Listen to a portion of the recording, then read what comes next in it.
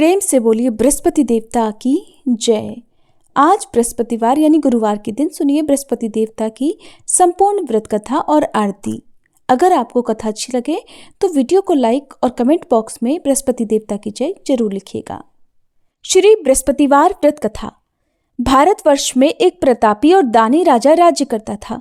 वह नित्य गरीबों और ब्राह्मणों की सहायता करता था। ये बात उसकी रानी को अच्छी नहीं लगती थी। वो न ही गरीबों को दान देती और न ही भगवान का पूजन करती थी और राजा को भी दान देने से मना किया करती थी।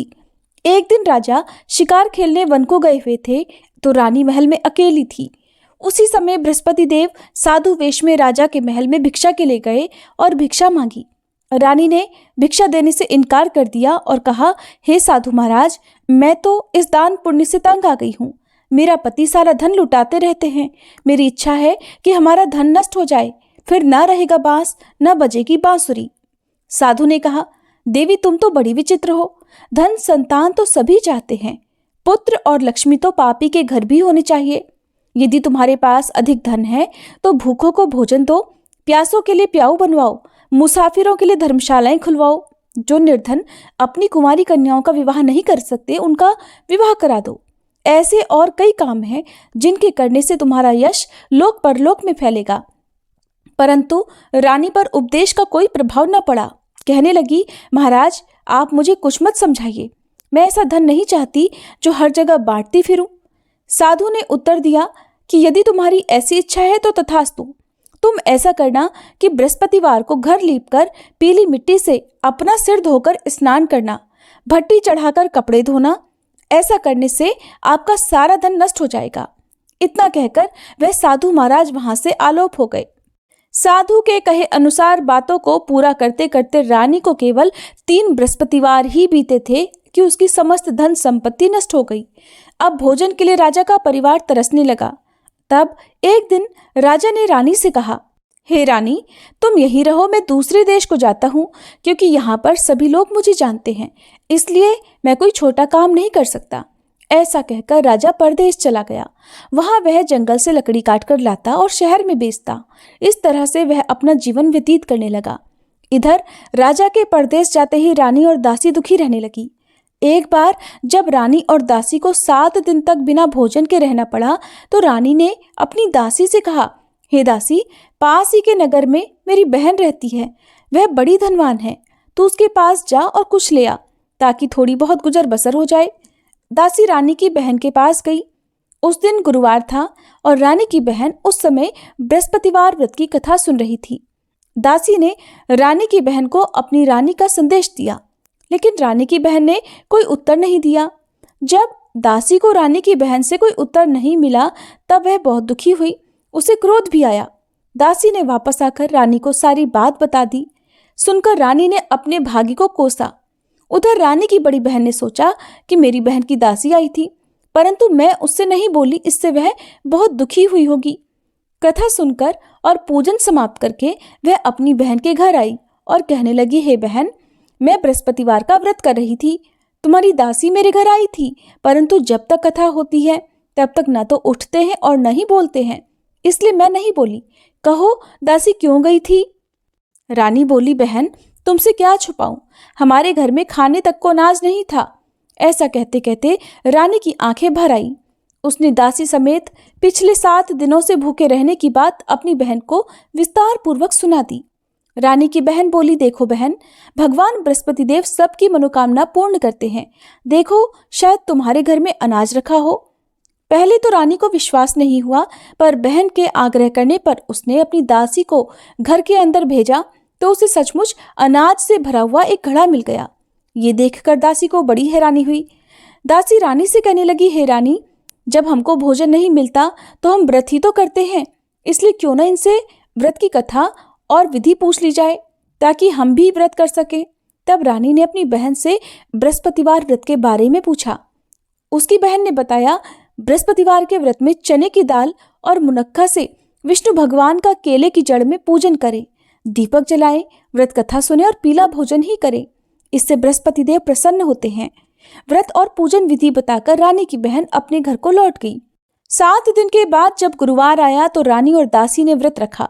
घुड़साल में जाकर चना और गुड़ लेकर आई, फिर उससे केले की जड़ तथा विष्णु भगवान का पूजन किया। अब पीला भोजन कहाँ से आए, इस बात को लेकर दोनों बहुत दुखी थे। क्योंकि उन्होंने व्रत रखा था, इसलिए बृहस्पति देव उनसे प्रसन्न थे। इसलिए वे एक साधारण व्यक्ति का रूप धारण कर 2 थालों में सुंदर पीला भोजन दासी को दे गए। भोजन पाकर दासी प्रसन्न हुई और फिर रानी के साथ मिलकर भोजन ग्रहण किया। उसके बाद वे सभी गुरुवार को व्रत और पूजन करने लगी। बृहस्पति भगवान की कृपा से उनके पास फिर से धन संपत्ति आ गई, परंतु रानी फिर से पहले की तरह आलस्य करने लगी। तब दासी बोली, देखो रानी, तुम पहले भी इसी प्रकार आलस्य करती थी। तुम्हें धन रखने में कष्ट होता था, इस कारण सभी धन नष्ट हो गया, और अब जब भगवान बृहस्पति की कृपा से धन मिला है तो तुम्हें फिर से आलस्य होता है। रानी को समझाते हुए दासी कहती है कि बड़ी मुसीबतों के बाद हमने ये धन पाया है, इसलिए हमें दान पुण्य करना चाहिए, भूखे मनुष्यों को भोजन कराना चाहिए और धन को शुभ कार्यों में खर्च करना चाहिए, जिससे तुम्हारे कुल का यश बढ़ेगा, स्वर्ग की प्राप्ति होगी और पितर प्रसन्न होंगे। दासी की बात मानकर रानी अपना धन शुभ कार्यों में खर्च करने लगी, जिससे पूरे नगर में उसका यश फैलने लगा। उधर वह राजा एक दिन दुखी होकर जंगल में एक पेड़ के नीचे आसन जमाकर बैठ गया। वह अपनी दशा को याद करके व्याकुल होने लगा। बृहस्पतिवार का दिन था। एकाएक उसने देखा कि निर्जन वन में एक साधु प्रकट हुए। वह साधु वेश में स्वयं बृहस्पति देवता थे। लकड़हारे के सामने आकर बोले, हे लकड़हारे, इस सुनसान जंगल में तू चिंतामग्न क्यों बैठा है? लकड़हारे ने दोनों हाथ जोड़कर प्रणाम किया और उत्तर दिया, महात्मा जी, आप सब कुछ जानते हैं, मैं क्या कहूँ? ये कहकर वह रोने लगा और साधु को अपनी आत्मकथा सुनाई। महाराज जी ने कहा, तुम्हारी स्त्री ने बृहस्पति के दिन बृहस्पति भगवान का निरादर किया है, जिसके कारण रुष्ट होकर उन्होंने तुम्हारी ये दशा कर दी। अब तुम चिंता दूर करके मेरे कहने पर चलो तो तुम्हारे सभी कष्ट दूर हो जाएंगे और भगवान पहले से भी अधिक संपत्ति देंगे। तुम बृहस्पति के दिन कथा किया करो। 2 पैसे के चने मुनक्का लाकर उसका प्रसाद बनाओ और शुद्ध जल से लोटे में शक्कर मिलाकर अमृत तैयार करो। कथा के पश्चात अपने सारे परिवार और सुनने वाले प्रेमियों में अमृत और प्रसाद बांटकर आप भी ग्रहण करो। ऐसा करने से भगवान तुम्हारी सब मनोकामनाएं पूर्ण करेंगे। साधु के ऐसे वचन सुनकर लकड़हारा बोला, हे प्रभु, मुझे लकड़ी बेचकर इतना पैसा नहीं मिलता जिससे भोजन के बाद कुछ बचा सकूं। मैंने रात में अपनी पत्नी को व्याकुल देखा है। मेरे पास कुछ भी नहीं जिससे मैं उसकी खबर मंगा सकूं। साधु ने कहा, हे लकड़हारे, तुम किसी बात की चिंता मत करो। बृहस्पति के दिन तुम रोजाना की तरह लकड़ियां लेकर शहर को जाओ। तुमको रोज से 2 गुना धन प्राप्त होगा, जिससे तुम भलीभांति भोजन कर लोगे और बृहस्पति देव की पूजा का सामान भी आ जाएगा। इतना कहकर साधु अंतर ध्यान हो गए। धीरे धीरे समय बीतने पर फिर वही बृहस्पतिवार का दिन आया। लकड़हारा जंगल से लकड़ी काटकर किसी शहर में बेचने गया। उसे उस दिन और दिन से अधिक पैसा मिला। राजा ने चना गुड़ आदि लाकर गुरुवार का व्रत किया। उस दिन से उसके सभी क्लेश दूर हुए, परंतु जब दोबारा गुरुवार का दिन आया तो बृहस्पतिवार का व्रत करना भूल गया। इस कारण बृहस्पति भगवान नाराज हो गए। उस दिन उस नगर के राजा ने विशाल यज्ञ का आयोजन किया था और शहर में ये घोषणा कर दी कि कोई भी मनुष्य अपने घर में भोजन न बनाए, न आग जलाए। समस्त जनता मेरे यहाँ भोजन करने आए। इस आज्ञा को जो न मानेगा उसे फांसी की सजा दी जाएगी। इस तरह की घोषणा संपूर्ण नगर में करवा दी गई। राजा की आज्ञा अनुसार शहर के सभी लोग भोजन करने गए, लेकिन लकड़हारा कुछ देर से पहुंचा, इसलिए राजा उसको अपने साथ घर लिवा ले गए और ले जाकर भोजन करा रहे थे तो रानी की दृष्टि उस खूंटी पर पड़ी जिस पर उसका हार लटका हुआ था। वह वहां पर नहीं दिखाई दिया। रानी ने निश्चय किया कि मेरा हार इसी मनुष्य ने चुरा लिया है। उसी समय सिपाहियों को बुलाकर उसको कारागार में डलवा दिया। जब लकड़हारा कारागार में पड़ गया और बहुत दुखी होकर विचार करने लगा कि न जाने कौन से पूर्व जन्म के कर्म से मुझे यह दुख प्राप्त हुआ है, और उसी साधु को याद करने लगा जो कि जंगल में मिला था। उसी समय तत्काल बृहस्पति देव साधु के रूप में प्रकट हुए और उसकी दशा को देखकर कहने लगे, अरे मूर्ख, तूने बृहस्पति देव की कथा नहीं करी, इस कारण तुझे ये दुख प्राप्त हुआ है। अब चिंता मत कर, बृहस्पतिवार के दिन कारागार के दरवाजे पर 4 पैसे पड़े मिलेंगे। उनसे तू बृहस्पति देव की पूजा करना, तेरे सभी कष्ट दूर हो जाएंगे। बृहस्पति के दिन उसे 4 पैसे मिले। लकड़हारे ने कथा कही। उसी रात को बृहस्पति देव ने उस नगर के राजा को स्वप्न में कहा, हे राजा, तुमने जिस आदमी को कारागार में बंद कर दिया है वह निर्दोष है, वह राजा है, उसे छोड़ देना। रानी का हार उसी खूंटी पर लटका है। अगर तू ऐसा नहीं करेगा तो मैं तेरे राज्य को नष्ट कर दूंगा। इस तरह रात के स्वप्न को देखकर राजा प्रातःकाल उठा और खूंटी पर हार देखकर लकड़हारे को बुलाकर क्षमा मांगी और लकड़हारे को योग्य सुंदर वस्त्र आभूषण देकर विदा कर दिया। बृहस्पति देव की आज्ञा अनुसार लकड़हारा अब अपने नगर को चल दिया। राजा जब अपने नगर के निकट पहुंचा तो उसे बड़ा आश्चर्य हुआ। नगर में पहले से अधिक बाग, तालाब, कुएं तथा बहुत सी धर्मशाला, मंदिर आदि बन गई हैं। राजा ने पूछा, ये किसका बाग और धर्मशाला है? तब नगर के सब लोग कहने लगे, ये सब रानी और बांदी के हैं। तो राजा को आश्चर्य हुआ और गुस्सा भी आया। जब रानी ने ये खबर सुनी कि राजा आ रहे हैं तो उन्होंने बांदी से कहा, हे दासी, देख, राजा हमको कितनी बुरी हालत में छोड़ गए थे। हमारी ऐसी हालत देखकर वो लौट ना जाए, इसलिए तू दरवाजे पर खड़ी हो जा। आज्ञानुसार दासी दरवाजे पर खड़ी हो गई। राजा आए तो उन्हें अपने साथ लिवा लाई। तब राजा ने क्रोध करके अपनी रानी से पूछा कि ये धन तुम्हें कैसे प्राप्त हुआ है? तब उन्होंने कहा, हमें ये सब धन बृहस्पति देव के इस व्रत के प्रभाव से प्राप्त हुआ है। अब राजा ने निश्चय किया कि 7 रोज बाद तो सभी बृहस्पति देव का पूजन करते हैं, परंतु मैं प्रतिदिन दिन में 3 बार कहानी और रोज व्रत किया करूंगा। अब हर समय राजा के दुपट्टे में चने की दाल बंधी रहती और दिन में 3 बार कहानी कहता। एक रोज राजा ने विचार किया कि चलो अपनी बहन के यहाँ हो आए। इस तरह निश्चय कर राजा घोड़े पर सवार होकर अपनी बहन के यहाँ को चलने लगा। मार्ग में उसने देखा कि कुछ आदमी एक मुर्दे को लिए जा रहे हैं। उन्हें रोककर राजा कहने लगा, अरे भाइयों, मेरी बृहस्पति देव की कथा सुन लो। वे बोले, लो, हमारा तो आदमी मर गया है, इसको अपनी कथा की पड़ी है। परंतु कुछ आदमी बोले, अच्छा कहो, हम तुम्हारी कथा भी सुनेंगे। राजा ने दाल निकाल ली और जब कथा आधी हुई थी कि मुर्दा हिलने लग गया, और जब कथा समाप्त हो गई तो राम राम करके वह मनुष्य उठकर खड़ा हो गया। आगे मार्ग में उसे एक किसान खेत में हल चलाता मिला। राजा ने उसे देखा तो उससे बोले, अरे भैया, तुम मेरी बृहस्पतिवार की कथा सुन लो। किसान बोला, जब तक मैं तेरी कथा सुनूंगा तब तक 4 हरैया जोत लूंगा। जा, अपनी कथा किसी और को सुनाना। इस तरह राजा आगे चलने लगा। राजा के हटते ही बैल पछाड़ खाकर गिर गए और उस किसान के पेट में बड़ी जोर का दर्द होने लगा। उसी समय उसकी माँ रोटी लेकर आई। जब उसने ये देखा तो अपने पुत्र से सब हाल पूछा और बेटे ने सभी हाल कह दिया। तो बुढ़िया दौड़ी दौड़ी उस घुड़सवार के पास गई और उससे बोली कि मैं तेरी कथा सुनूंगी, तू अपनी कथा मेरे खेत पर चलकर ही कहना। राजा ने बुढ़िया के खेत पर जाकर कथा कही, जिसके सुनते ही बैल उठ खड़े हुए और किसान के पेट का दर्द भी बंद हो गया। राजा अपनी बहन के घर पहुंचा। बहन ने भाई की खूब मेहमानी की। दूसरे रोज प्रातःकाल राजा जगा तो वह देखने लगा कि सब लोग भोजन कर रहे हैं। राजा ने अपनी बहन से कहा, ऐसा कोई मनुष्य है जिसने भोजन ना किया हो? मेरी बृहस्पतिवार की कथा सुन ले। बहन बोली, है भैया, ये देश ऐसा ही है। पहले यहाँ लोग भोजन करते हैं, बाद में अन्य काम करते हैं। अगर कोई पड़ोस में हो तो देखाऊं। वो ऐसा कहकर देखने चली गई, परंतु उसे ऐसा कोई व्यक्ति नहीं मिला जिसने भोजन ना किया हो। अतः वह एक कुम्हार के घर गई जिसका लड़का बीमार था। उसे मालूम हुआ कि उनके यहाँ 3 रोज से किसी ने भोजन नहीं किया है।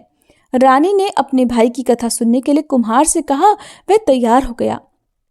राजा ने जाकर बृहस्पतिवार की कथा कही, जिसको सुनकर उसका लड़का ठीक हो गया। अब तो राजा की प्रशंसा होने लगी। एक दिन राजा ने अपनी बहन से कहा, हे बहन, अब हम अपने घर को जाएंगे, तुम भी तैयार हो जाओ। राजा की बहन ने अपनी सास से कहा। सास ने कहा, हाँ चली जा, परंतु अपने लड़कों को मत ले जाना, क्योंकि तेरे भाई की कोई संतान नहीं है। बहन ने अपने भैया से कहा, हे भैया, मैं तो चलूंगी, पर कोई बालक नहीं जाएगा।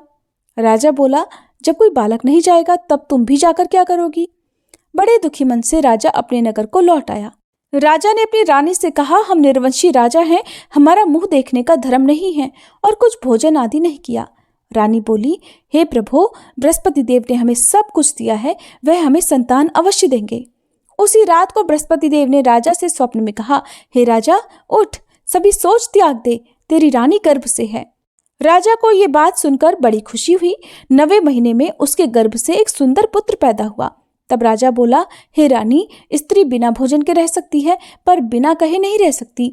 जब मेरी बहन आए तब तुम मुझसे कुछ मत कहना। रानी ने सुनकर हाँ कर दिया।